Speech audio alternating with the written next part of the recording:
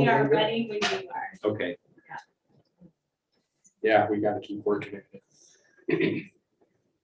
Okay, I'm going.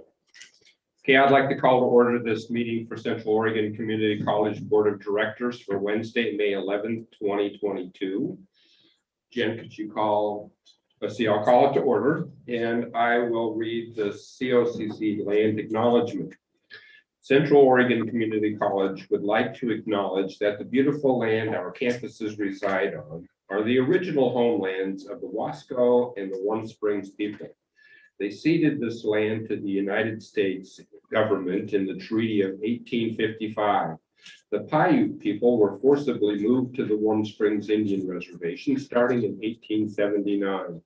It is also important to note that the Klamath Trail ran north through this region to the Great Celilo Falls trading grounds, and the Klamath tribes claim it as their own. Descendants of these original people are thriving members of our communities today, and we acknowledge and thank the original stewards of this land. With that, can I have a roll call? Yes, Alan Unger, Here. Bruce Abernathy, Here. here. Jim Clinton, Here. Joe Crenowitz, Here.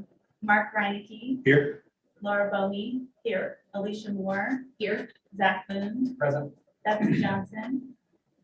It's Julian. Oh my gosh, sorry, Betsy Julian. First time in person, Betsy Julian. Here. Kathleen Knudsen, here. Shauna Berry, here. Lori Chesley, here. And forgive me, because I always call roll with a piece of paper on my screen, so I don't know the first and last names of our budget committee. Do you mind saying your name and present, please? I'm Roger Detweiler. Roger Delmeyer, and Richard's last name, please. Richard Hurd, H-U-R-D. Thank you. All right, and Jennifer Kovitz, that's the roll on. Oh, Thank and you, Oliver Tatum, excuse me. Yes, I am here. Okay, so we have a quorum. We'll go on to agenda changes. Are there changes to the agenda? Seeing no one show up, I don't think there are. And a public comment, I understand there is no public comment. Correct. So next we will adjourn. We will adjourn means leave, doesn't it? Adjourn to the budget. Oh, we'll leave to the budget committee. Okay, then I'll do that. We'll adjourn to the budget committee. And we will, I'll turn it over to Mr. Detweiler as chair of the budget committee. All right, thank you. I want to call the meeting to order. I understand we have a quorum, is that correct? And as far as I know, there are no guests. Pardon? There are no guests. Yes, I'm sorry if I'm dressing up.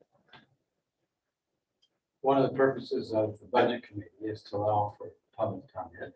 So I'll ask if there's anyone here who would like to comment on the proposed budget. Let's say your piece. Hearing no comment, we move on to the approval of the minutes of April 13.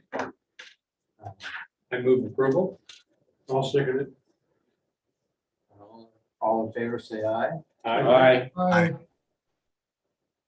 No opposed. The minutes are adopted. Move on then to the budget.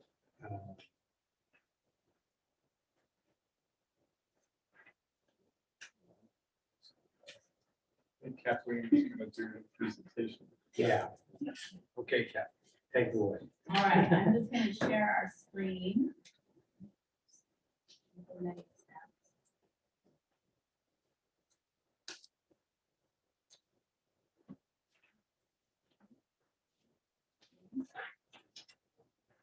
right, good evening. Before we get started on some of our non-general funds, were there any questions related to the general fund from last meeting? Okay, so tonight we'll go over the proposed 22-23 non-general funds. We have a PowerPoint listed with a summary for each fund.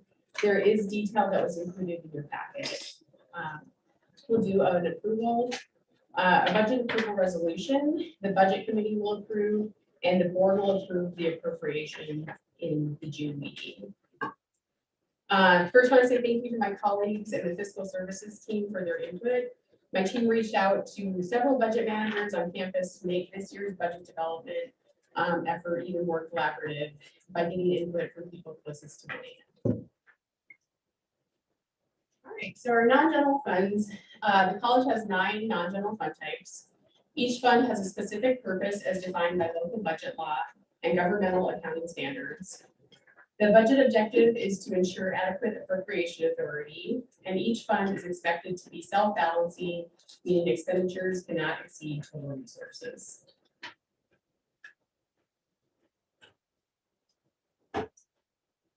So here are COCC's fund types. I'll go through them in this order, and we'll review a transfer summary at the end. So starting with our debt service fund, the college has 3 different debt types. Our our full faith and credit obligation, our pension bonds, and our general obligation bonds. As a reminder, we refinanced our GO and full faith and credit bonds in December. Our GO bonds locked in a 1% interest rate, saving taxpayers approximately $5.4 million over the remaining 9 years life of the debt. Did you say 1%? 1%. That was good. It's very impressive. Our full faith and credit, we locked in at 2.6% interest rate, which will save the college approximately $2 million or $90,000 annually related to our residence hall debt. We're in compliance with our debt restrictions and disclosures, and our refinancing success was in part due to our AA rating. All right, so for each fund, you'll see kind of a summary like this. The details in your packet if you have specific questions regarding each sub-fund type. As far as our debt service, I just wanted to point out the green column is our proposed. You'll see the sum of our principal payments and interest payments. The sum is down approximately $577,000 related to our refinancing. So reduction in budget for next year related to that. So for capital projects, several capital project funds have been set up over the years, and here's our list. Resources into our capital projects consists primarily of transfers from the general fund, bond proceeds, and land sales, specifically our real estate sub-fund. Over the past year, additional deferred maintenance issues have been identified. There's a list of projects on the next slide. We've increased our budget spending for the proposed year by approximately $770,000 to address these projects. Additionally, we plan to transfer $800,000 in the current year from our general fund to our capital projects fund, and there is a resolution for the board later in the meeting for that transfer.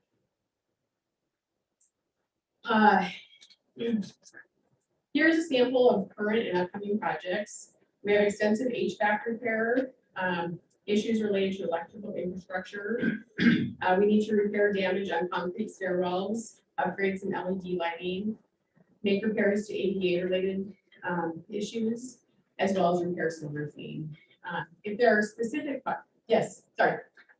I'll let you finish the slide, then I'll. Oh, I was just gonna say, if there are specific questions related to these projects. Okay. Now, my question is, help me understand the connection between this slide and the previous slide. Like on the previous slide, I didn't see any line item that was around 2.6 million. So is this really a sample and there are more, or where are these tucked into the line items on the previous slide? Yeah, I'll go back a slide. So we knew we couldn't address every project in 1 year. So, you know, for the current year, we have approximately $7.2 million that is appropriated. I don't know our budget to actual for the current year off the top of my head, but we do plan to use some of that in the current year to start addressing some of these issues. And we additionally made a significant transfer in for the current year, the $700,000, and we'll also have the $800,000 in the current year. And then plan to spend materials and services and capital outlay approximately $8 million. We're proposing that authority. I know we can't address every issue. So the emphasis on the next slide really should be on the word sample. There are, Yes. okay, that was where I was Yeah. talking Yeah, and I'm Both this year expenditures and next year's expenditures. Okay, thank you. curious, did you want to make any comments on? No, go ahead and ask any Okay. questions I can help with on the projects list. You can have those. So no additional specific questions on these projects? Any concerns?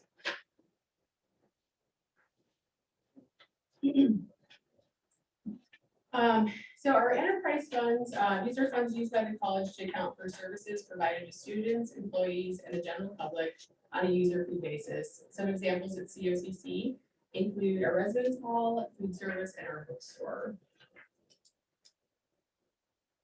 The requirements in the proposed year are relatively flat year over year, with the exception of our transfers out. The 1.7 transfers out line represents transfers to the debt service for fulfilling credit funds, which is approximately $1.2 million. And then we'll also transfer from food service and bookstore. And those funds are actually primarily from our PERF awards or federal dollars. We can recognize lost revenue in the current year and then plan to make a transfer out of those enterprise funds into the general fund for next year. Among those three line items, Yep. do they all roughly cover their costs, or is one of them subsidizing the others? As far as your residence hall, food service, and Yep. bookstore. Yep. I would say, so the residence hall sounds like it's kind of started to catch up, I think, with our debt savings, 90,000, will become a little, we're gonna be a little more flat. The bookstore and food service, struggled obviously in the past couple of years, but have shown to be a little more self-sustaining more recently. Okay. Yeah, I would say food service probably floats the others a little bit better. Thank you.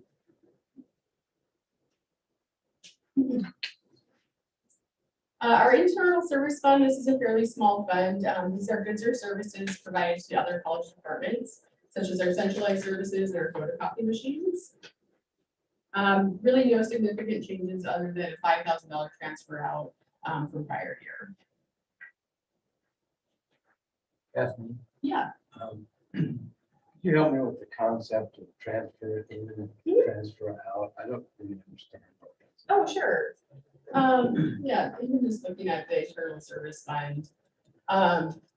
So we have we have our general fund and our 9 non-general funds. Some of our transfers we're obligated to make. So if our general fund has additional, if we're more in the black in the general fund, we can use those dollars to support some of our non-general funds. Our internal service fund is probably a bad example. Perhaps our enterprise fund. So like the most straightforward transfer example, but it's money coming in from the other non-general funds or the general fund to help support the required expenditures for any given year. Okay. So if an enterprise fund is looking more robust and more profitable in any given year, we can choose to transfer those to help support capital projects that have recently come up. Thank you. Yeah. All right, so our reserve fund, these were established by the college to meet obligations associated with retiree benefit liabilities and our PERS. Really no significant changes from the current year to the proposed budget year. All right, our special revenue fund, this is specifically grants and contracts. We have approximately 50 sub-funds, and our grants and contracts include HERF, Student Success, our Deer Ridge contract, our Ford Family Foundation grant fund, and then there's detail in your packet of all of these sub-funds, all these grants and contracts by the type that they are. And then I thought I'd point out kind of significant changes from the current year budget to the proposed budget. You'll see on the federal grant line, as well as the materials and services line, significant decreases in the proposed year. This is as our institutional PERF dollars decrease moving forward. We plan to use up all of our institutional aid in the next year. When we budgeted last year, we had several more dollars to use. We've used some of that in the current year. We've received an extension, so we can use the remaining amount in the next year. How beneficial has that been?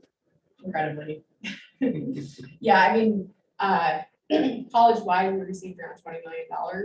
$9 million was awarded to students, and the remaining was available for the institution.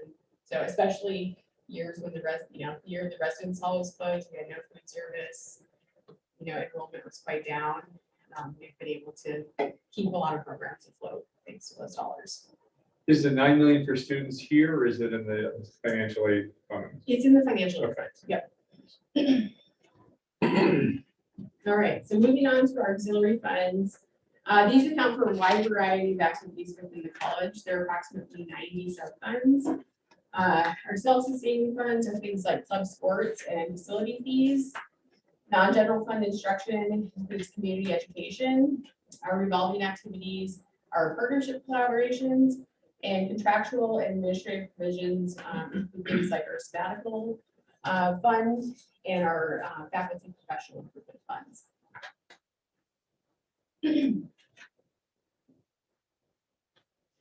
So I wanted to point out the top 3 lines within the requirements: personnel services, materials and services, and capital outlay are relatively flat compared to the prior year. We are doing a significant transfer out, the 557 compared to the 1.4. This is mostly summer session, facility fees, and our partnership collaborations. The large increase is mostly due to the fact that we were not making those transfers in the past couple of years because there was very limited activity. With our HERF dollars, we're able to use some lost revenue in those areas, and we're essentially catching up in fiscal 23 for the years that we neglected to make any transfers out of those funds to mostly help support the general fund as well as some other non-general funds.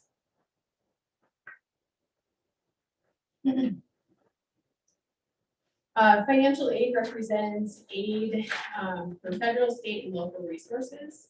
A list of some of our activities. Like Bruce asked, this is where the student portion of the growth dollars ran through. So comparing the grants line under resources, the current year budget to the proposed budget, as well as materials and services, you'll notice significant decreases as we've awarded the remainder of our student aid in the current year. We will not have those dollars in fiscal 23. I'm just curious, going back to 1920 and 2021. Yeah. I mean, even year to year, like it seems to me like 8 to 11. That's like a pretty big change. I guess I would have assumed it would be a little bit more consistent. I mean, I'm just edify me. Yeah. Oh, so our total grant revenue, we're looking at 11.1 to 8.4. Is that the line you're looking at? Yeah, I mean, I guess Yeah. I would assume we've got roughly the same number of students. Why would the amount be so different year to year? Yeah, I don't know the answer to that question without looking through some detail. I do know the nature of grants changed. So, you might deplete the grant, any given year, and then you're just not eligible for it the next year. Okay. I don't know if That is mostly due to Yeah. enrollment decline. Okay, but that looks like Yeah. a Well, it's- 25% Well, enrollment. it's two pieces. It's partially an enrollment decline, and what we saw during the pandemic, and we saw this nationwide, is that most financially, students with the highest level of financial need didn't come to higher ed. So we were awarding fewer Okay. students who were receiving Okay. grants. That's Thank you. really the bulk of it. Appreciate that. I will say, so last year and a half ago, the college hired a grants coordinator, and I think we are seeing an uptick in grants at all levels. So it's a good trend. All right, and then finally, our trust and agency fund. These are there's not a ton of activity here. These are more anything that would qualify as an endowment type fund or an agency fund. The Clark Trust, CUCC has a beneficial interest. and the Library Association acts more as an agency. So again, another relatively flat budget year over year. I will mention that the materials and services, those are actually primarily scholarship payments out. So that makes up most of the activity within our Clark Trust. All right, so here's a year over year comparison. I apologize for this small font. And I will note, there are a few numbers listed in red that I updated from the time that the packet was sent out until this evening. I recognize the numbers to tie out completely, so I made some updates there. But I think the most notable things that I've already kind of touched on, both our special revenue and our financial aid fund, we're seeing significant decreases there, primarily related to our PERF funding. Our enterprise and auxiliary funds, the expenditures are going up, primarily related to increased transfers out. That's I alluded to, like the catching up in the proposed year compared to the years where we just weren't doing transfers out of those funds. There wasn't much activity there. The debt service fund, our expenditures will decrease in the coming year related to our refinancing, and our capital projects will increase to address some of the current needs.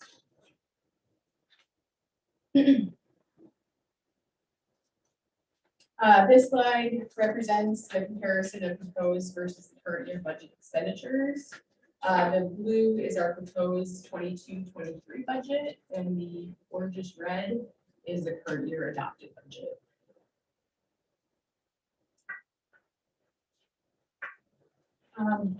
Okay, in past years, all transfers have been on one slide. I kind of broke it into our general fund transfers out. The next slide includes non-general fund transfers. So I just wanted to note that our general fund transfers out are relatively flat compared to last year, with the exception of a significant increase to our capital projects fund. So the transfers out of the general fund equal $2.3 million. Any specific questions on any of these transfers?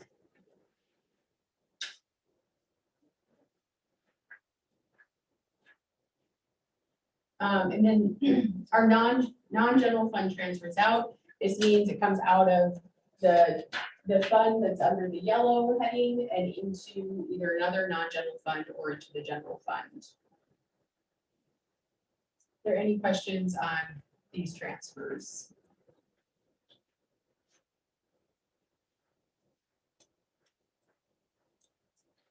So the transfer into the general fund, this is kind of the second to last column on the right, $4.8 million transfer into the general fund for the proposed year.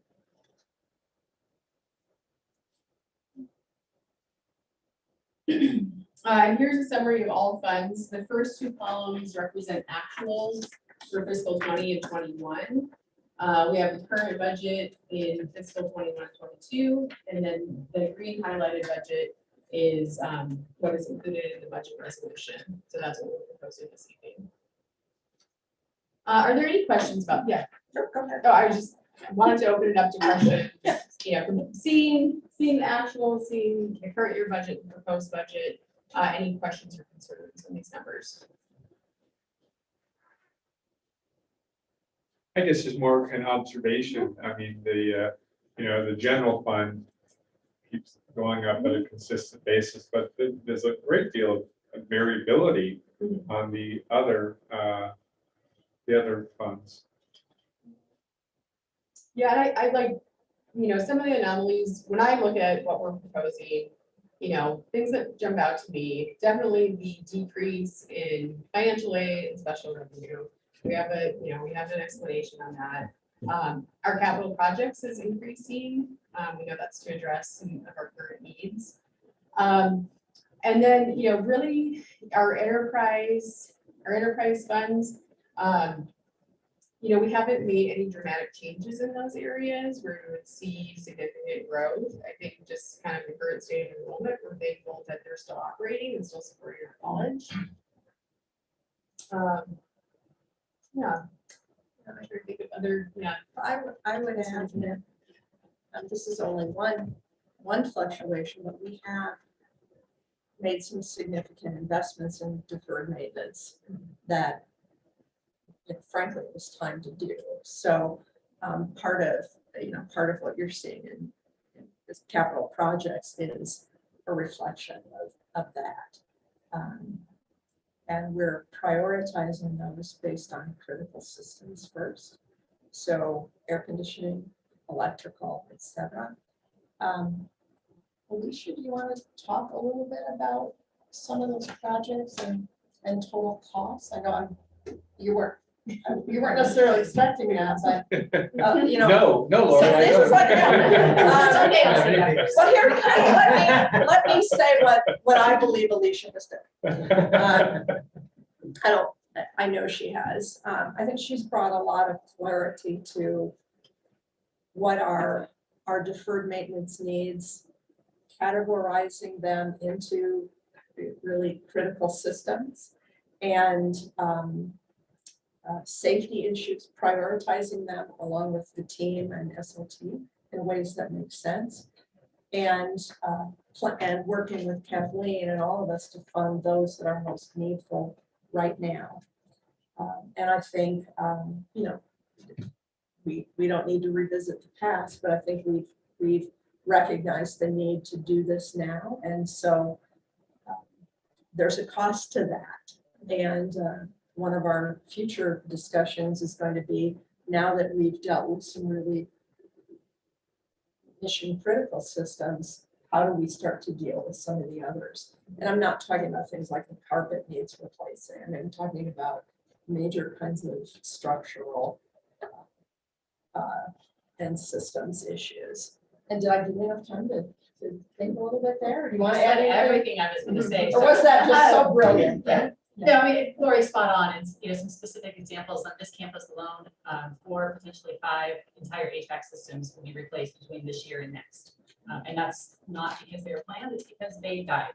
And the electrical infrastructure, the campus services team laughs about, we call it the leaning tower of power. And it's one of the transformers that, because of tree roots, it's now tilted at a pretty substantial angle. But and then all the in-ground wiring infrastructure, a lot of it was laid before conduit was even a standard and norm. So you can imagine what that does, 35-year-old electrical infrastructure for the college. So those are some kind of in our face, big ticket items that are on that list. And so, but Lori's right, at some point we want to get rid of those big ticket emergency items and move from being reactive to being more proactive and looking at what we can do with some of the buildings that haven't been touched since they were built. Right, our bond measure brought us a lot of new pieces and some remodels, but there's several buildings that definitely need attention. And we want to look at what those now growing number of maintenance needs are on our branch campuses, since those tend to have some newer buildings. The second thing that Alicia has done, and these are not these items aren't such big ticket items, but she's gone through all the records wherever they are. Paper, electronic, and worked with the team over in campus services to make what we believe is a comprehensive list of projects people have requested in recent years. Because there wasn't a really good list. There were different lists and people had sort of been promised different things in different places. And we have a list now that we're vetting with number 1 priority. Number 2, and then number 3, the kind of nice to do, but not need to do. And so I feel like at least we have some clarity now where, and it all rests in one place and in one set of documents. That selfishly, that would be a good roadmap for not only for the college to plan for, but the new Vice President of Finance and Operations, right? When that person comes on board. So the intent here is to really tee things up for that longer range discussion. And a new director of campus services, because I've offered the job to Alicia, she just won't take it. So the hope is within the next couple of weeks to also post the director position for campus services. So we have someone who has some real good deep experience, especially around maintenance, renovation, construction, things along those lines. The comment that I would make on our capital projects line is knowing what we know now, seeing less than $1 million spent in capital projects a couple years ago. It's kind of, Yeah. it's worth noting, we had the funds at the time within our capital projects fund. We just weren't spending them to address some issues that were kind of, not quite at the forefront at that point. Thank you for that. I mean, we need to do that. So thank you. Any other questions on any of the funds? Yeah, Roger and I had a chance to meet and kind of go over the budget development process and some of these numbers, but yeah, I'm open to additional conversations if there's, anything more specific, if you really want to dig into any of these funds, or just kind of see some trend lines. I'm happy to provide some of that information. Well, I'll say it now. Thank you very much for being able to step into big shoes and make it work and help us keep moving forward with the critical things we got to do, like pass the budget. Thank you. All right, so I'll just kind of summarize with the guiding principles that we used in developing our budget. Make sure to retain the board's required general fund reserve percentage of 10%. We plan to kind of come in around 16% for the proposed budget. To manage our fiscal years, to a balanced financial operating position, we included the general fund, $800,000 operating contingency. We use conservative revenue and expenditure projections. Our long-term obligations are in full compliance with our debt covenants and disclosure requirements.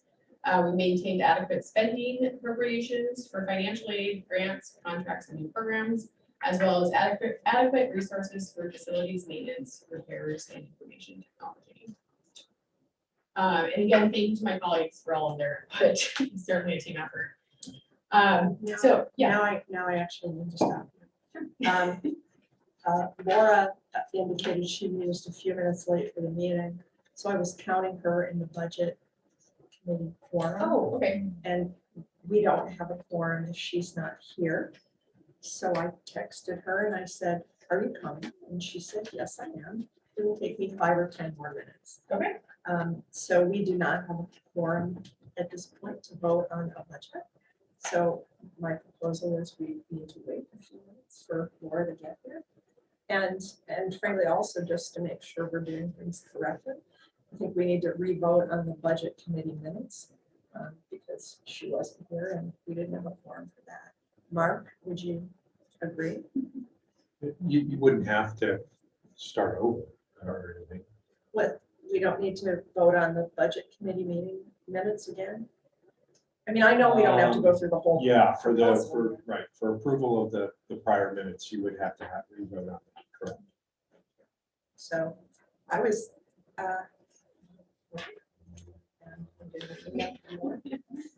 So I'm let's sure it was- keep moving forward with your presentation. Oh, And when we that's get basically down it. to the resolution, We're at the resolution. oh, Yeah. My apologies, I'm not as long-winded as. well, I was following on the pages and then there were a whole bunch more pages here. That's the detail. Okay.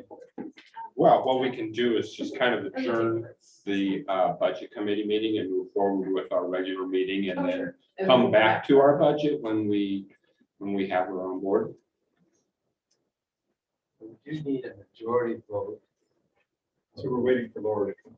and that'll give us what we need in order to have a majority vote. Well, that'll give us a quorum and then, yeah, majority of the quorum, yes. You and I were having some fun conversations Yeah. with the OCCA attorney. I'm struggling to remember those, Roger, so I'm apologizing. Well, I think we're good as far as I understand. I think we are fine. It is, The only Yeah, problem is that how many people do we have that we're gonna constitute the budget committee? There doesn't seem to be any latitude in the statute for the board. There's latitude for the non-members. Looks to me like there may be 2 of us. So we need to decide if we have enough people present to constitute a majority vote in order to pass the budget. Okay, so Mark, jump in here if I don't say this correctly. The budget committee consists of the budget committee members and all the board members, which in total would be 14 people. Right.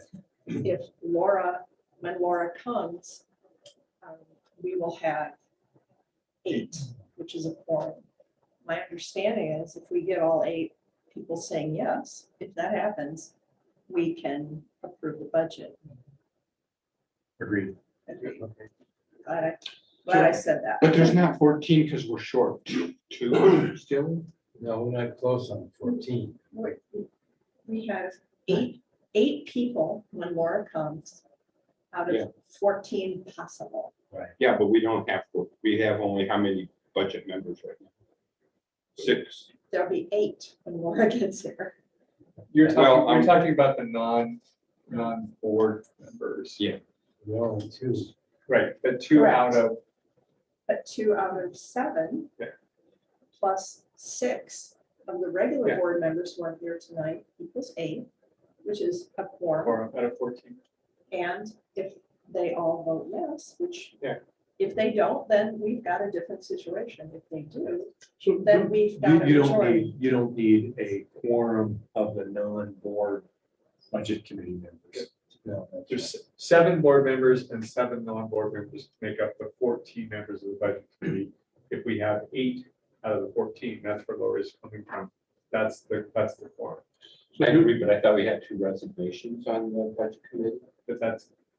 But we Sure. don't have- yeah, we can. So you're thinking that 7 out of 12 would give us the quorum, is what you're saying?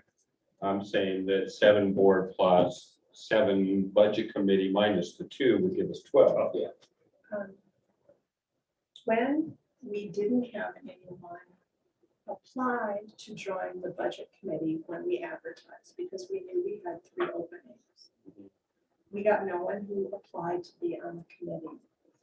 We emailed the general counsel at the Oregon Community College Association, who keeps up on all these board rules, and we said, do we have a problem? Can we move ahead with our budget committee meetings? Because we won't have a full complement of members. And she said, we showed her how we had advertised. And she said, as long as you made a good faith effort, which you have, you can go ahead and convene the committee without a full complement. It actually can be without any. So it basically, I think the distinction is you're using the word without a full complement. Those still count towards us needing to match them for the quorum.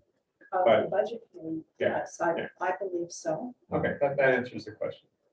So I have a question. So once we have a quorum of 8, don't we just need a majority to pass the budget? Yeah. Which would be 5. Yeah. Because we don't have to have 8. Then I stay. I agree. So we need a majority of the quorum. Majority of the quorum. or more. Thanks. Okay, so let's just adjourn the budget committee meeting and move on to the consent agenda. Is that okay with everybody? Okay, so we will consider the consent agenda, which is made up of the regular minutes meeting of April 13th, 2022, and the 21-22 end of year general fund transfers.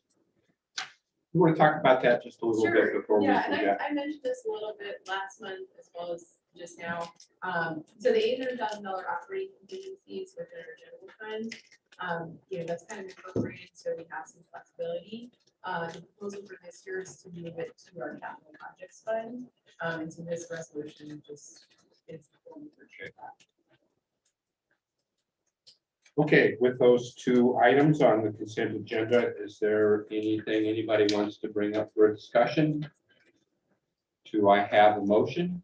I so moved. I'll second. It's been moved and seconded that we approve the consent agenda. Any other discussion? All those in favor of approving? All those approving, raise your hand online or say aye. Aye. Aye. Any people who say no? Anybody who abstains? So we've approved the consent agenda. Now we'll go on to informational items. So we have the financial statements. Have you had a chance to review those? And do you have any questions of Kathleen?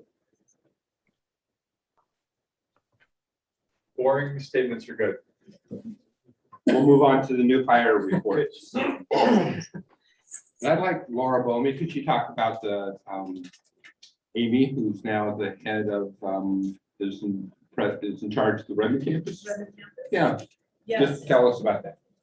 yeah, I'm going off memory here, so, Zach, Yeah, I mean, sure. she's from, I know she's, has worked in the nonprofit world as an executive director. Yeah, she's currently the executive director of the Shoots Children's Foundation, and will be in that role through May 31st. Previously worked there as the development director as well. Is a Lewis and Clark grad and has a lot of great community outreach ties, which would be great for the Redmond campus work, but also the Shoots Children's Foundation model, Alan, is one of serving nonprofits through discounted rent and efficiency spaces. So there's a big facilities manager component that comes with the job for the ED of the Shoots Children's Foundation, which I think will be really well applied in managing 4 buildings on the Redmond campus and some of the renovations that are coming. Yeah, I will add that even though she is not starting to work officially until I think June 1st, she is already attending some planning meetings and events and some of these sort of important things for her to be involved in now, even before she officially starts. Great. Yeah, she's in my Rotary call. I talked about this on Tuesday, and she's great. I think I'm definitely very excited to have her. I think she's doing a great job.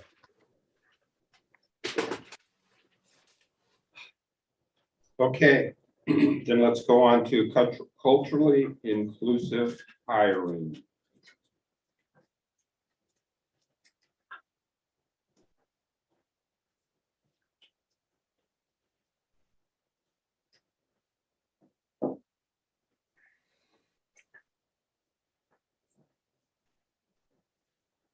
Well, Jen's getting this queued up for us. I don't know if everybody's had a chance to meet Shauna Berry in our past. Shauna's been in college for a whole long time and currently works in human resources. And so on this topic, Lori had asked Shauna, myself, and Christy Walker, our Director of Diversity and Inclusion, to come together and take a look at our hiring practices as it relates to creating a more inclusive process and including creating a more diverse applicant pool, right? And diversity defined very broadly in that sense. And so we'll talk a little bit more about that as we go. Christy's actually out at our Mattress campus tonight with students in our Avanza program, which is our high school program for Latinx youth, and working with their capstone project. So she can't be here, but we want to give her equal credit in this.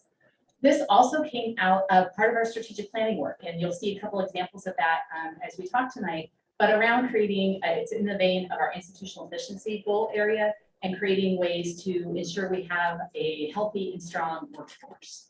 And so we really did spend some deep time looking at how do we recruit employees and what are some best practices we should put in play to ensure we have an inclusive hiring process. So with that kickoff, Shauna's going to talk with you a little bit about some of our current activities, and then we'll talk about some of the activities that we're going to be taking on in the coming years. Thanks, Alicia. Thanks for having me here tonight. So some current activities. One is the culturally respectful hiring practices workshop we've been putting on. The Diversity and Inclusion Office has put this on for years. Just this year, past year, I joined Christy Walker, the Director of Diversity and Inclusion, and Kara Rutherford, who's the Assistant Director of Admissions and Records, and we co-present this workshop, and it's been very successful. It's been a really neat thing to do. And over the last 3 years, there's been, I think we said 200 or so participants. So far this year, we've got 31 people who join us for the workshops, and we're offering them fairly systematically about once every couple months, and invite the campus to join us. And then from there, job postings, so job announcements. So currently, We post our job announcements to kind of the regular or normal places, if you will. Craigslist, Chronicle of Higher Education, higher ed jobs. When I started in HR about 2.5 years ago, one thing I did with Christy Walker was to create a list of some diversity outfits or agencies in town, the Latino Community Association being one of them. And we worked together to get some point people for those places. And I email them our job openings when they come up. Some folks have asked me to just email them if it's a bilingual job opening, that kind of thing. So I do that. But I email them so they have the link to the posting so they can hopefully share them out. So I would also add, I would also add in the culturally respectful hiring practices workshop, we have an identified list of national organizations that we work with if departments wish to post to different areas. That does right now come out of their own budgets, and we'll give you a preview of how we hope to change that in just a minute. Yeah, exactly. Thank you. Yeah, we give them options. And I'll throw in, we have used that list for a number of recent searches, including the DPFO and DPAA searches. Yes. We're going to talk a little bit about the impacts of that in just a second. Sure. So currently for interview questions, so Human Resources keeps a bank of interview questions that folks can look at to choose from, and it includes questions specifically to diversity and inclusion. We also in HR review the interview questions for each committee before they go into the interview to ensure the questions are good, but fair, but also include a question around diversity and inclusion. That's current practice. And then employee demographics, based on, like Alicia said, strategic plan initiatives. We began with Laura and the institutional efficiency effectiveness team to start tracking a variety of employee and applicant demographics, demographic hiring, retention information. We have it via Tableau, and we are going to be using it in many different ways. But one thing is in the culture of respectful hiring practices to show some data around what we're looking to do and want to do. And to give you an example of this, several years ago, when we started hosting a Veterans Luncheon on Veterans Day for employees and students, we had no way to go into our systems and find out who was a veteran and an extended invitation. And having this information automated in our system now in a trackable way, it gives us the ability to do some custom outreach to different populations for whatever the occasion might be. So this was a huge step forward, and you'll see a little bit where we want to go with that in the coming year or two. So in terms of some short-term recommendations, and by short-term, these are things we want to take a look at this next year. The first is to take a look at our job titles and make sure that we're being as gender neutral as we can be in those titles. And an example I use oftentimes is around custodian versus housekeeper, right? Hotels tend to post for housekeepers, and you tend to attract more women in that with that title. But custodians tend to attract more men. And can we look at our titles and find categories or ways to label some of our positions to give more gender neutrality to those positions, and then hopefully increase more diverse applicants. So that's just one of many things that we'll do in this coming year. But we also want to take a look at our job description in depth and develop some diversity, equity, inclusion statements specifically for the primary purpose section. So what the primary purpose does is pulls through the entire job description, and one short paragraph shares a summary about that job. But in a lot of positions, unless they're specifically engaged in diversity or equity work, it doesn't mention DEI anywhere. And so we want to have some sample statements, come up with 4 or 5 different statements that apply to the vast majority of jobs at the college, so we can make that a key responsibility that all employees can engage with. And similar to that, we want to do the same thing for the knowledge, skills, and knowledge, skills, and abilities section, right? We have our job responsibilities, the daily operations that people are engaged with, but we want to say, what are the skills and the abilities that people bring with them? And make sure equity and inclusion work and a commitment to that is an expectation for kind of the soft skill side of what someone does in their role. And then also within the job description is a minimum skills section. This is where we say, do you meet these minimum requirements, right? Oftentimes it's a degree or a number of years of experience, whatever the case may be. And where it's appropriate, embed that more readily as embed equity and inclusion work as a minimum skill. Or if it's not centrally tied to the job, we also want to then provide an option to include that as a supplemental question as part of the application process. So even if it actively engaging in equity work is not part of your job, we still want to see what people's commitment is as part of their application process. And so along with all of these, we'll provide a sampling that sit across all the variety of job types that people can include in the job description as we go to post for new positions. And the one that was, for me, it made sense when we talked about it and when we did the research around it, that was, I have to admit, it was an aha moment, is our equivalency statement. And I got to give Deschutes-Berea huge credit on this one. But what the research shows is that women and people of color, unless they meet, it's something like 85% of the actual job responsibilities tend not to apply. Where men, regardless of their ethnicity, tend to apply if they meet 50% or more of the requirements for the position. And this is Deschutes-Berea's equivalency statement that they have on their website, and it's attached to every single job that they have. And it specifically addresses this content that I was just talking about. And so for me, if you're not a non-traditional applicant to position, having a statement like this says that college is open to a wider perspective than someone who might fit that traditional mold, right? Doesn't mean you're hired, that you may be hired, but at least it says we're more open to reviewing your application and looking for other characteristics besides the nuts and bolts side of the job. So if you know any folks at Deschutes-Berea, please pass on my thanks to them. And we use the same language in the Oregon Community College Association when we hired our new executive director. We did the same process. Fantastic. That's great to hear. Thanks, Alan. So if you go back, pick the Deschutes-Berea off. Thank you. So I would have assumed that we've been doing this forever. Is there that much tweaking that we need to, I mean, I'm glad we're going to do it. But I can't imagine our community college or government employers are not doing this already. I think we're doing it in pockets. We're not doing it systematically though. So to really embed that across all positions or the vast majority of positions is where we really need to go next. But give people the tools to see how it applies to those particular positions. So if you look at some of our human resources positions, or student affairs positions, or diversity and inclusion positions, a lot of that's in there, but it may not necessarily be in a campus services job description, or in a fiscal position, or the right faculty position. So we really want to work to embed that and give people the examples that they can use in the not so obvious places. A quick question, and I apologize if you mentioned it. So clarification on the word qualifications. Was that listed as a required qualification or a preferred qualification? You want to talk to, or Laura, you want to talk about minimum? Because versus the fact that guys could apply with meeting only 50% of required qualification, that's mind blowing. Yeah. Oh, I think more of the job duties and responsibilities. Okay. Not the qualifications. Okay, Yeah. thank you. Yeah. Other questions on this? We're not done yet. So there's more things we want to accomplish next year.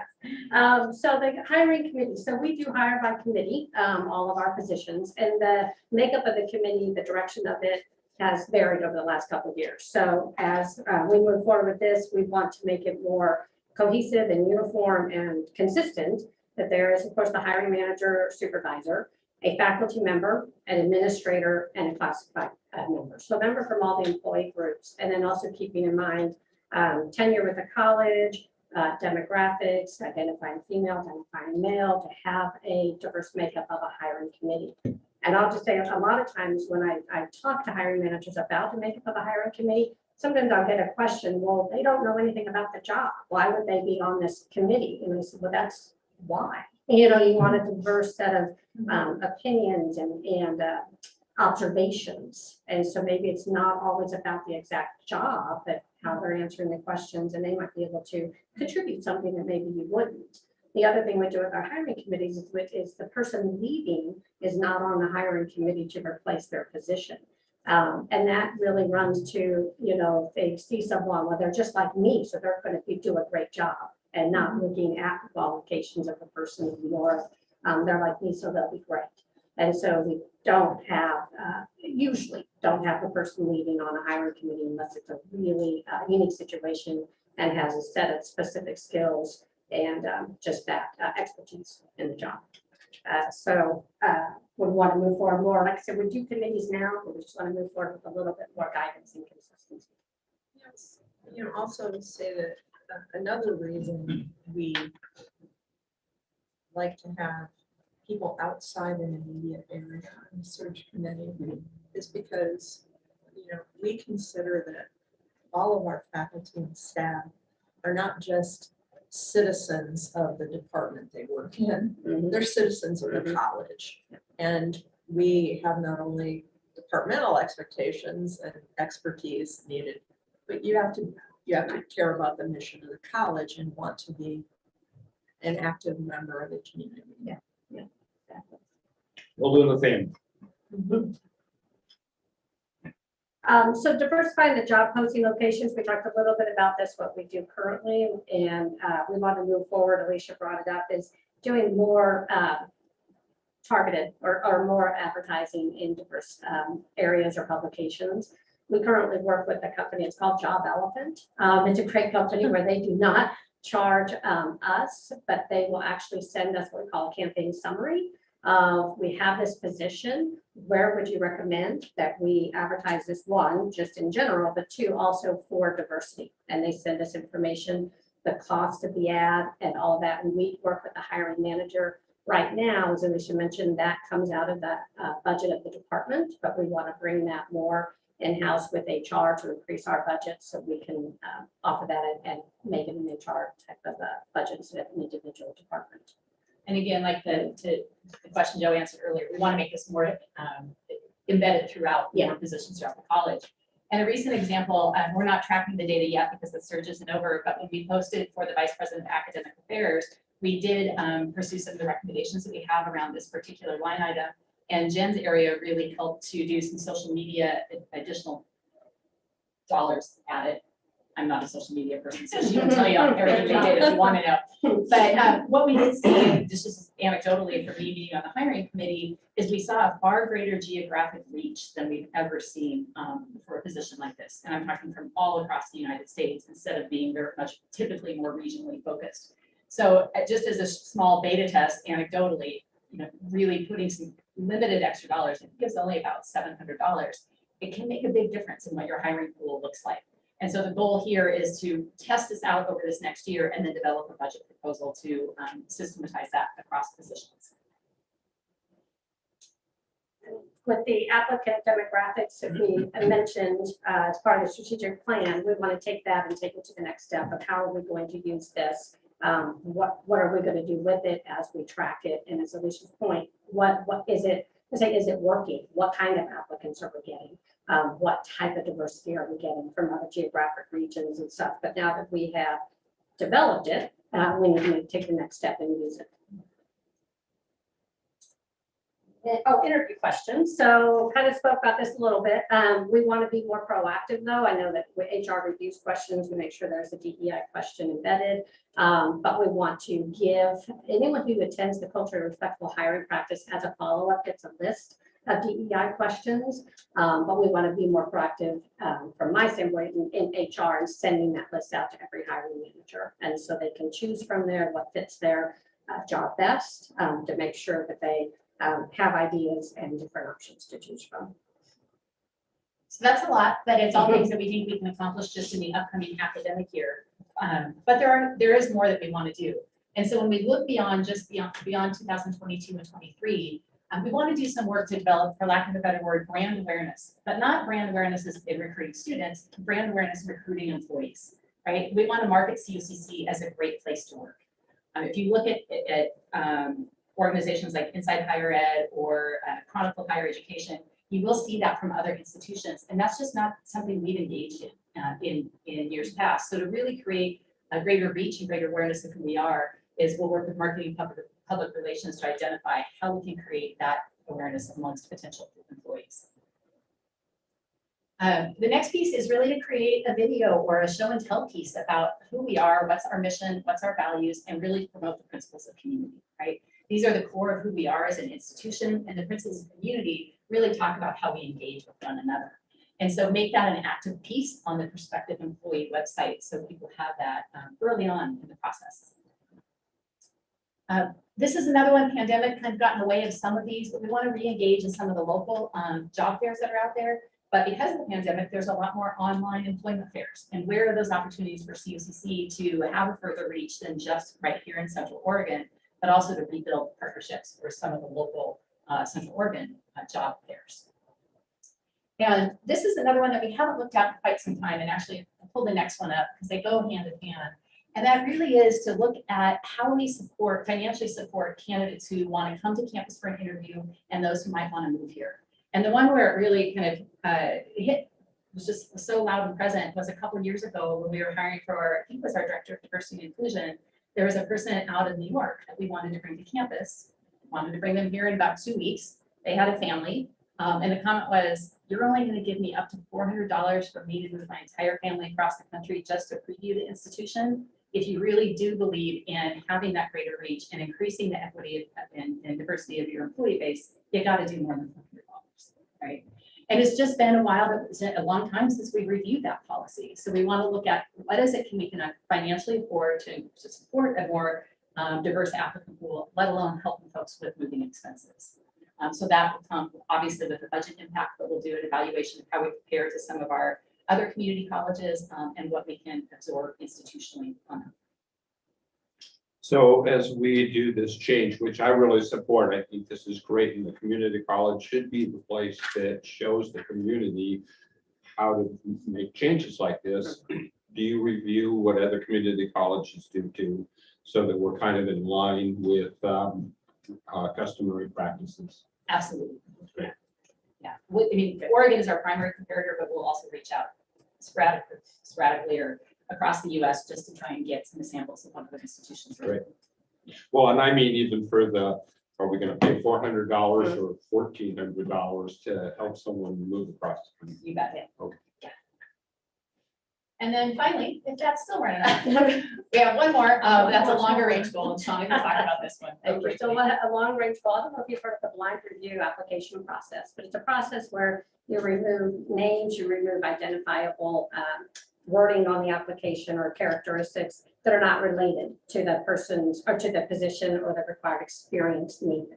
So that's a big undertaking. Our current people admin is our recruiting software. So we need to work with them. They do offer this in some sort of way, but it would be a budget and a staffing situation. So the idea is when we send the information to the hiring committee about their applicants, they would not have, they would not have their name. They would not, maybe not have, what cities they lived in, maybe what colleges, anything that wasn't is not directly applicable to the job functions.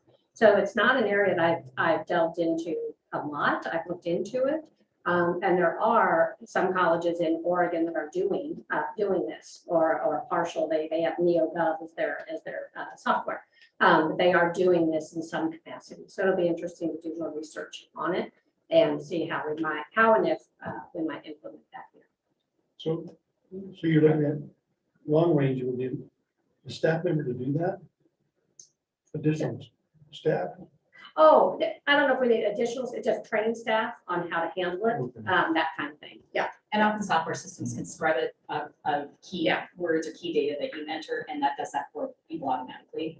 But that's a big leap for us. We don't have that system set up right now. And if you think about letters of reference you write for people, oftentimes you'll say how you knew them. You'll use a gender pronoun. You might talk about where they went to school. And if you can scrub some of that data out, if it's not relevant to that position, then people are forced to look at that person's qualifications and not make assumptions about, well, they went to this school in Texas and they use this pronoun, whatever the case might be, and help remove any of those unintentional biases we might all bring to those discussions. So, but I get what they're trying to do, but it's so important. Well, someone's got to get on social media, check out the applicant, or call into wherever they are right now, check other references, but true. So someone's got to be able to do that. That comes after the selection. Right.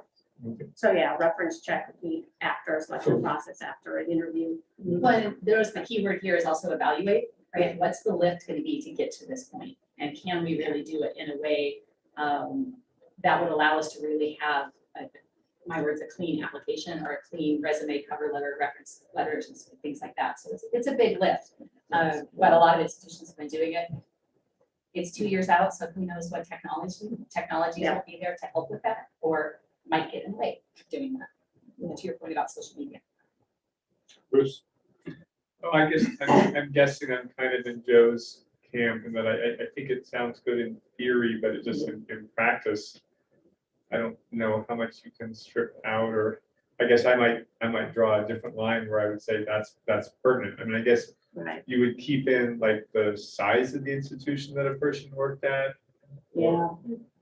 Those are great questions. I've looked into it a little bit, but we would have to evaluate the whole process. Yeah, I'm just unknown right now, but to see, yeah, would it work? You know, how does it work? Would it work? What would the hiring committee get, you know, for the applicant information? All of that. would And be part of this the is again, like Alan said, this is that sort of the preliminary to kind of get them to the semi-finalist type Right. level. Okay. 2 years from now. Yeah. But, yeah. So that wraps up a lot of the recommendations that we put forward to the college, and wanted to get all of you into the loop for any questions that you have. But any feedback, any comments or questions, we'd be happy to answer those. Why do, you talk about the director of diversity and inclusion, why is equity left out of it? That's a title that before equity was more commonly used. And so it's one of those we just need to revisit. Absolutely. Any questions online? Don't see any. Okay. Thanks, Well, everyone. thank you very All much. right. Great Thank you. presentation.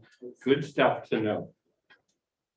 So with that, I see that Director Laura Kratzky Cooper has joined us. So we have a quorum of our budget committee. So now we need to go back to it and ask Roger Detweiler to revote on the minutes and for us to then address the resolution. All right. Before you do that, Roger, I'm looking at Laura thinking, you just speak up if there's anything you have any concerns about or questions, just to get you back up to speed. I appreciate that, Alan. I did read the packet pretty carefully. Thank you. Roger. So we need to vote to approve the minutes of the April 13 budget committee. I move that we approve the minutes of the April 13th budget meeting. I'll second. It's been moved and seconded that we, oh, no, go ahead, I'm sorry. Okay. Moved and seconded that we approve the minutes of the April 13 budget committee. All in favor, say aye. Aye. Aye. Thank you. Opposed? Hearing none. Minutes of the April 13 budget committee are approved. And now we'll move on to a resolution to approve the budget before us, the April 22-23 budget. College. I think we've done the part about questions about development. And so what we, if not, the budget committee is now asked to approve the 2023 fiscal year budget, including the property tax rate and general obligation bonds, property tax levy. The 2022-23 budget resolution has been provided in material. Right, I mean, Mark, do we need to read that in total because there's numbers and stuff in there? The resolution to expend the aggregate amount, it's on Exhibit 6C. Does everyone have a copy of it available to them? Should be. Yeah, if they got a budget, if they got a packet, they got a copy. Then they Don't should need need to identify Okay. specifics. And we can do that at a regular board meeting. We'll do it again there, right? In June. It comes up again. The appropriation comes up in June. Yeah, great. Okay. So we don't need to read it. We'll just entertain a motion to approve. So moved. Second. All in favor, say aye. Aye. Opposed? Hearing none. Budget is approved. Budget is now yours, Mr. Chairman. You're right. Good job, Roger. And I'm glad we could do all this before you took your trip. Okay, we are out of budget committee, back into open session, and we are down to new business. Is there anything on Zoom that anybody has any questions about so far? Then we will go to new business and we'll talk about the AAOT elementary ed. Miss Betsy. And I'm excited about this one. I'm sure the budget was exciting, but this is even more so. Yeah, so this is the first of many degrees I hope to come over the next few years. This is one of the statewide degrees you might have been hearing about for about the last 2 years. We often talk about them as major transfer maps. They started out being this, and the initial thought was that they would just be a notation on the transcript. But over time and work on this, they're now becoming standalone degrees. And this one is in education. It's the first one that has come through the state process in any condition to be adopted. And the goal of this is to have a student be able to transfer to any public university as a junior. And so far you're going, just sounds like an AAOT, but the difference is a junior in their major with the guarantee that if they go full time, that they could finish their degree in 2 years with no more credits than someone who had started at that university. So Betsy, I was at a meeting the other day and they talked about 2 years, but sometimes it runs into 3 because of the generalness of the AAOT versus the specificity of the college. Talk about that. Right, so that's really the difference between this and the AAOT, because the AAOT always said you will transfer as a junior, which is true, except you're not necessarily with the AAOT going to be able to finish your degree in 2 years if you're in one of the fields that has a lot of prerequisites or sequential courses. So some majors have things, most sciences, engineering have things stacked where you have to take your courses in a certain order. And generally students start taking their math and basic science prerequisites their freshman year and take a few of these courses every year for all 4 years, and then are taking some of their general education requirements for all 4 years. So they're doing some of their major all 4 years and some gen ed all 4 years. And so for those folks, the AAOT does not work well because it says you do all your general ed in your first 2 years and then you do your major. So if you have 3 or 4 years worth of math and then science that builds on each other, you can't necessarily do that with the AAOT. And also with the AAOT, although it's wonderful, students often do end up taking classes they don't need at the college to which they transfer. Because the AAOT, the general education, to get it to work at every single university, it means that the student who gets the AAOT has to meet the requirements for every public university's gen ed. Whereas if they knew if they started at a university, they only have to meet the requirements for that university. Whereas the AAOT was designed to meet everybody's upper limit. And that's just not, it's great. It's flexible for students who are just don't know where they're going to go, don't know what their major is. It works really well because it gives them lots of options. But if somebody knows that they want to be majoring in elementary education, like this one, what this has done is it's gotten all the universities and community colleges together, and the universities have agreed that these are the education classes that we expect our students to take in their freshman, sophomore years. So you go ahead and take those there at your community college, and we promise we will accept them. And we promise that we will accept this portion of your general education without going in and looking at the individual class. So the students in some of these degrees, not this particular one actually gets all of their gen ed. Some of the ones I'm going to be somebody will be coming to you with next year. They won't Not have. too late to change your mind. Thank you. If you have a change of heart, just saying. But on some of them, they will still have to do some gen ed when they get to the university, but it's going to be clearly laid out.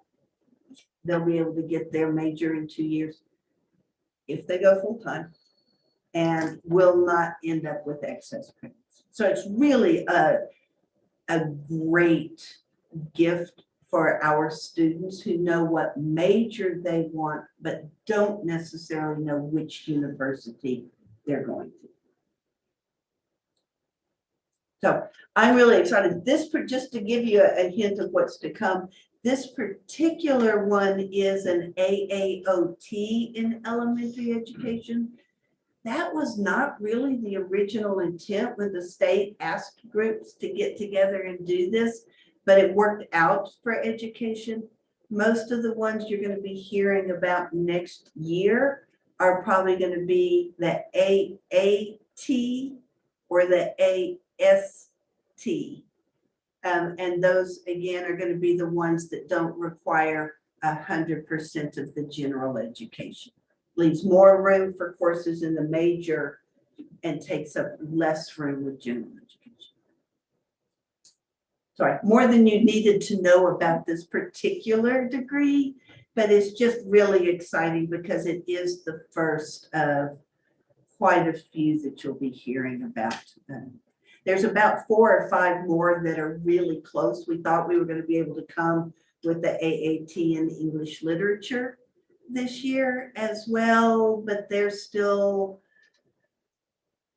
worrying about some little details on that. We did not want to create a degree now and then have to change it next year once they settled on this one. So how many years do we had to work with the universities to get to this point? 2, 4? I think 2. I think 2, because this was legislated. Right, and I was gonna go that the legislature had to make them do it. Right, exactly. And so the first year we're sort of figuring out sort of what to do, and then 2 years specifically on this degree. And I need to give a real shout out to Angie Cole. She's our education faculty member who worked on this, and she has actually taken one of the lead roles at the state in getting this through. And so I'm really proud that the first one that has made it all the way through all the hoops is one that's being driven by one of our faculty members. And she's awesome. Great. I hope she's listening. Any questions online? Any questions here? I just have one comment. My comment's not going to change the world in this. The education runs on acronyms that just keeps on growing and growing. And one organization is more acronym heavy than COIC.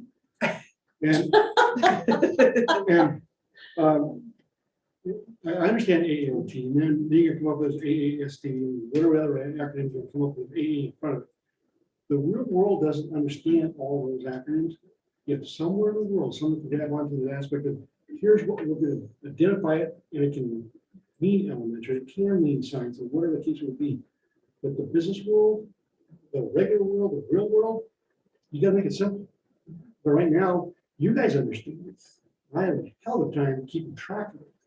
And I'm about ready to make my own abbreviation list for this organization. I did for COIC, and I still got that. So anyways, it's just, I'm not going to change the world, and I'm not going to find railroad tracks to throw myself. Yes, well, I sort of agree with you, but in this case, I actually think the acronym is less confusing than the name. Because the acronym and AAT, or in this case, the AAOT in elementary education, I at least know that's a degree. For the first 2 years, they were calling it a major transfer map. And if you tell me I've earned a map, that means to me less than knowing I've earned an AAOT degree. At least I know it's a degree. So in this case, I actually think the words were more confusing than the letters. But that's because I live in acronym world. Right, so make it AAUT, Universal Transfer. And whatever else it's underneath it. Like I said, I'm not gonna look at your railroad tracks. I feel compelled to make an editorial comment and agree with Joe. I mean, we make transfer in most states, frankly, in many states without state systems, so difficult to understand and so difficult for students to understand. If they don't have an advisor who spends their whole life figuring this out and learning it, who guides them completely, it's a mess. It's not student friendly. It's ridiculously complex. It means students spend more money and more time than they need to. It's just outrageous. In fact, I was sitting here getting angry. This is a good thing. And our faculty who worked on this are great. And this is progress. But if this is progress, think how far we have to go to make a system that normal, intelligent people can understand. And, you know, we wonder why completion rates are so terrible. Now I'm done. I mean, Betsy has a PhD in geology. She needs it to figure all this out. It is ridiculous. And I'm gonna stop. Just say, Joe, you're right. Just Anything else, Betsy? I think that says it all. And we now know how Joe and Lori feel. Acronyms notwithstanding, this is a first in a big step forward for our students. Well, thank you for being persistent. And who was the person that I want to write her name down? Angie Angie. Cole, C-O-L-E. Great. Well, Her we need to real thank name, I Angie. think, is Ann, but we all call her Angie. Okay. Yes, we needed to persevere, and we needed the legislature to force the perseverance and be active and work. But great, this is our first one. I Yes. appreciate it. Does the board support this? Do I have a motion? I'll move that we approve the following Associate of Arts Organ Transfer and Elementary Education degree effective fall of 2022. It's been moved and seconded that we approve this AOT elementary education degree. Any more discussion?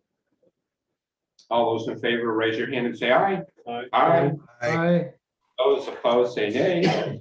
Any abstentions? We've approved the transfer degree in elementary education. Thank you very much. And thank you. Next, we'll go on to General Policy 10 revision, second reading.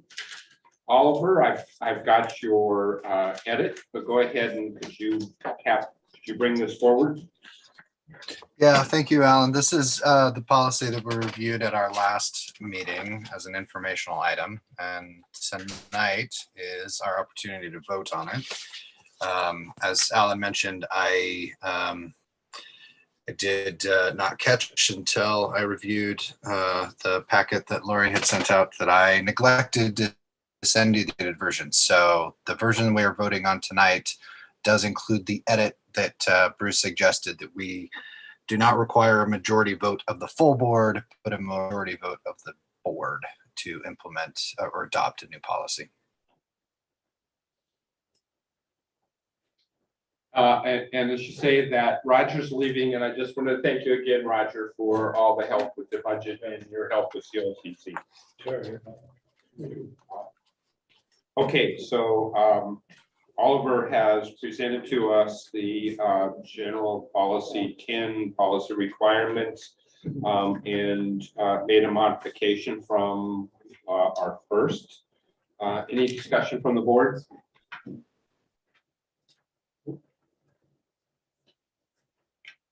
Again, Oliver, I want to thank you for all this work, you and Laura and Erica, to work through this stuff. It's not exactly exciting, but it's important.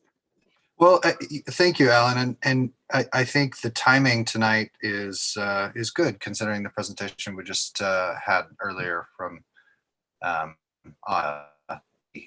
intention to improve our inclusive hiring practices. And I think this updated policy language really sort of brings up to the board level our intention to be a more diverse, equitable, and inclusive community. So I'm glad that we're considering this tonight. Great. Any more discussion? Do I have a motion? So I move that we approve the GP10 policy adjustment and the requirements that has been presented to us with the one grammar With the correction. I'll second. So it's been moved and seconded that we approve policy GP10 with the amendment. All those, is there more discussion? All those in favor say aye, raise your hand. Aye. Aye. Those opposed say nay, raise your hands. None. And any abstentions? None. We have approved GP10. Thank you. Next, we'll go on to Board of Directors operations, and I'll go to Bruce first.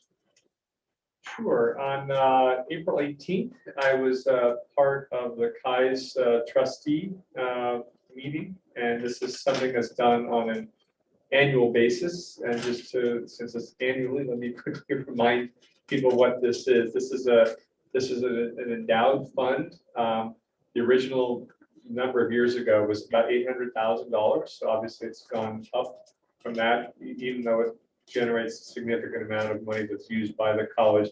It is managed by the foundation on behalf of the college with net income distributed annually on the vote of the trustees. And the trustees are basically Lori and myself, and then Zach, you act as secretary. Okay.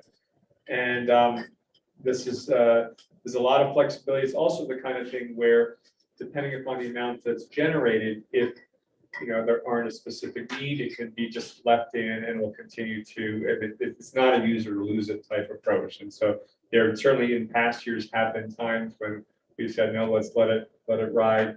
And other times where we perhaps have asked for more than would you necessarily expect during that amount.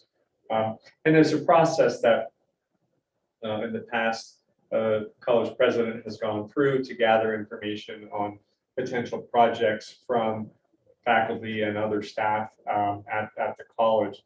I think one of the nice things, at least as of my understanding, is over the last couple of years, particularly with a lot of the federal money that has come in, a lot of those things that might ordinarily show up on a COC's request list have been able to be taken care of. So we're able to identify two needs at this point. One of them is $35,000 for a vet tech student expenses. This helps cover rabies vaccinations and other related admin costs for the 2022 to 24 cohort. And then the other is, this was actually new. This is up to $75,000 towards the Madras campus expansion, and a fair amount of flexibility there. Everything from, if you need to hire a consultant or people to do some, work, legal work, etc.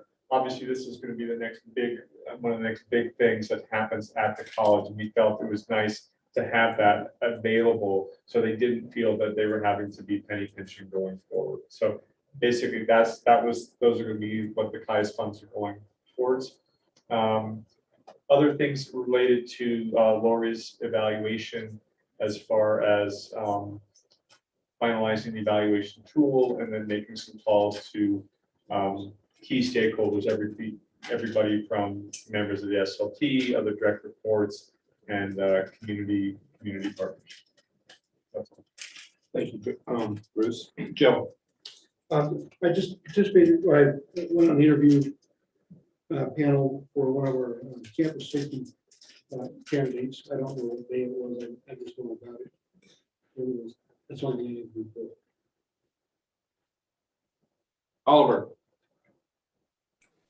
Yeah, I was able to join both interview panels for the candidates, the two finalists for the public safety director position. I also, on Monday, went to the Redmond Library to see COCC's Hal Wershow give his presentation on local efforts that we can make to become more climate resilient. And I know he emailed the full board, and I highly recommend, if you have the opportunity, to see his presentation either Thursday night at the Bend Library or Saturday at in Crooked River Ranch. I think there is a lot of pretty overwhelming news of late that feels like we are powerless to do anything in the face of so much badness. And Hal is he just does a great job, and I think really speaks to the skill of so many of our instructors and professors at the college. He had an intimate gathering of an audience, but he was very engaging, very lively, and what I loved most about it was, in the face of what seemed like insoluble problems, gives really good suggestions on things that we can do locally to take action. So if any of you are interested, I highly recommend that you, if you can, make the time to go and see it for yourselves. Thank you. Jim. I participated in the 2 interviews for the finalists for the campus safety position.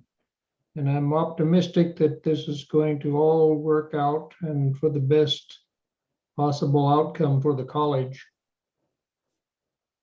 And that's it. Laura.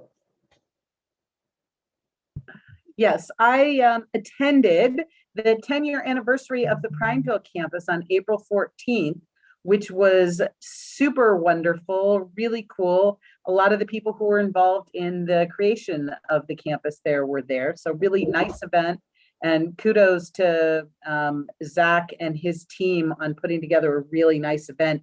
And I should give a shout out to Susie Christensen, who's the head of that branch campus. She does a great job of engaging the community. On the 26th, I had a call with Mark Reinecke about the president's contract. I also had a call with Lori about the same. And I think the next step is that Alan and I need to meet, and then we'll make recommendations to the whole board, although I think we're really close.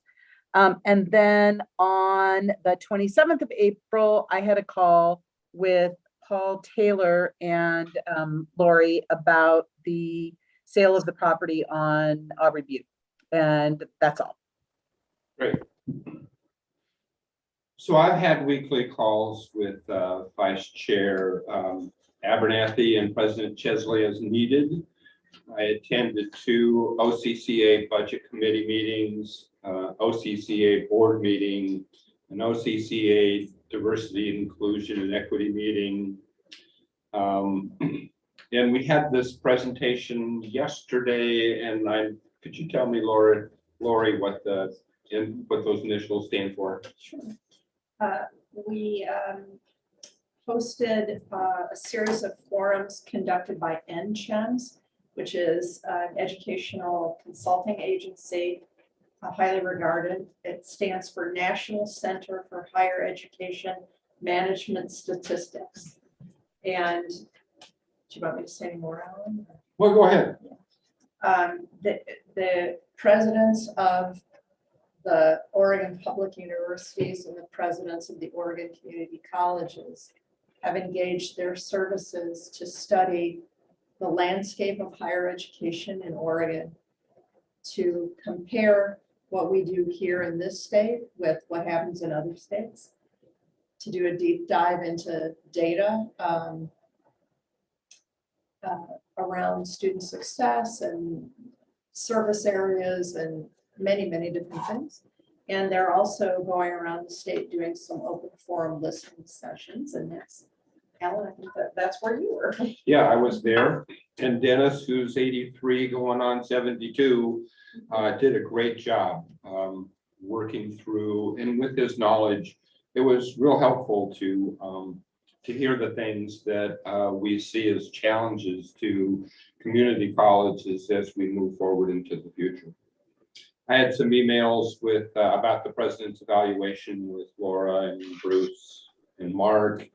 And I did the 2 campus safety Zooms with the 2 candidates also. So with that, we're down to the president's report. Once again, I will be mercifully short this evening. I want to focus on 2 things. One is what is going on in the foundation these days, good things happening. And then the other is an initiative that Alicia brought forward for us to consider a really good use of our HERF money to try to boost our enrollment. So whoever wants to go first. I think mine's I don't know, easier or not, but higher education emergency relief is the HERF dollars. That's the federal COVID relief dollars that we got.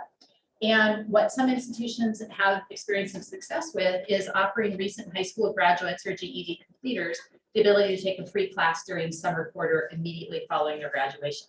And so we have launched that. It is live on our website. So all of our Central Oregon graduating high school seniors or GED completers can take the class for us for free this summer, up to 4 credits. And the goal there is to help get students engaged early and start mapping out their course plan early enough that they can see that progress and hopefully entice more to come to classes with us in the fall, as opposed to putting it off for another year, which is what we're really seeing happening with a lot of pandemic era graduating seniors. So that's launched. We've had communications out to our high school counselors, principals, and superintendents. And so hopefully with that partnership, we'll see an increase of the number of students engaging from our local high schools this upcoming summer and continuing into next year. Thank you. That's great. Great, and in terms of the foundation announcements, I'll just use this time to talk more about advancement. The foundation wasn't able to have our fundraiser this year. As you noticed, I'll be back hopefully next month or in July to talk about what we were able to do in lieu of the gala, because we've been raising needed funds for scholarship recipients. But this Saturday, Laura talked about the Prineville 10th anniversary that we had on her birthday, April 14th, which was a success. And you have to give credit to Tracy and Susie and Jeremy and many other folks. I was just really there to support Laura, so thank you. Is our Matters 10th anniversary ceremony or celebration this Saturday, May 14th, 10 to 2 p.m. We do a traditional salmon bake. That's part of the Matters campus celebration. So this year we put it all together to do the 10th anniversary and the salmon bake all together. We have some great things. We have wild caught, tribally caught, salmon for the salmon bake. We have the Quartz Creek drum and dance folks coming. We have the Uhani Hawaii dance group. There's a silent auction. There'll be remarks. It's just a great time. So any of you out there in the YouTube world or in the CSSC family, please come celebrate with us Saturday, 10 to 2 at the Matters campus. 11 to 2. 11 to 2 at the Matters campus. You can come at 10 and help me set up. Yeah. Yes, 11 to 2. Thanks. That's Well, what good. I knew it was 11, but I was thinking, oh, I got to go earlier. But Alan, I'll put you to work. We'll put you to Yeah, work. okay. Lots to do. So Michelle Carey, Jeremy Green, Susie Christensen, there's a whole team of folks working on this. Anna Muse. It's a really great celebration of community, and we're really excited about what's gone on in Matters for 10 years and what's yet to come. Thanks. great. And I feel the need to point out that there will also be folks there from a number of the CTE programs and other instructional areas giving out information about their programs Great point. and the opportunities there too. Yeah. So it's not just fun, there's some education. You're right. It's not just fun. And if you get there early enough, our manufacturing students have made for giveaway these really incredible pieces that they weld and laser cut. So, but they're gonna go fast, so get there early. I'll be giving this away. Right. Well, board members, think of this as something to go to in lieu of our board meeting that we normally would have in Madras. So show up. Okay, so with that, dates to remember are the June 8th Board of Directors meeting, the July 12th Real Estate Committee meeting, the July 13th Board of Directors meeting. Those are things to keep on your calendar. Remind me of the graduation. I mean, do you want board members there? What's happening? Yeah, we'll be reaching out soon to give you details and to see if you'd like to participate. This year, we're again doing car commencement, so it's a little bit more casual, a little bit different, and it's a lot of fun, frankly. We would welcome your participation at any time during the day. The presentations of diplomas goes a little bit more slowly when you drive up in the car and get out, walk across the stage. So we'll be giving out diplomas from about 9 to noon and then 12:30 to 3. And board members are certainly invited to be up on the stage, shake hands with the graduates. And we have roses again, we're handing out to each of the students. And last year, our board members who participated would hand out the rose and shake hands. It really is, it is a lot of fun. Your feet will get sore, but it's a lot of fun and people are so happy. And a number of folks brought their children across the stage with them, their abuela. So it was just a lot of fun, and you are welcome to participate again for a short amount of time, for a longer amount of time. You're welcome to come if you don't want to stand on the stage and give roses. But yeah, we'd welcome your participation. Great. Okay, with that, we're ready to adjourn into executive session. And just to the people on YouTube, I would say that we don't have decisions to come out with. So we will plan on coming out of executive session, go into regular session and just adjourn. So you won't be missing anything if at this point you just go away. Yeah. So with that, we're going to adjourn into executive session pursuant to ORS 192.660, section 2, subsection D, labor negotiations, and ORS 192.660, section 1, subsection I, thank you, performance evaluation of our president. Representatives of news media and designated staff are allowed to attend the executive session. However, as a reminder, the news media are specifically directed not to report on any of the deliberations during the executive session. Under the provisions of the Oregon Public Meetings Law, the proceedings of this executive sessions are for background information only and not for publication or broadcast. So with that,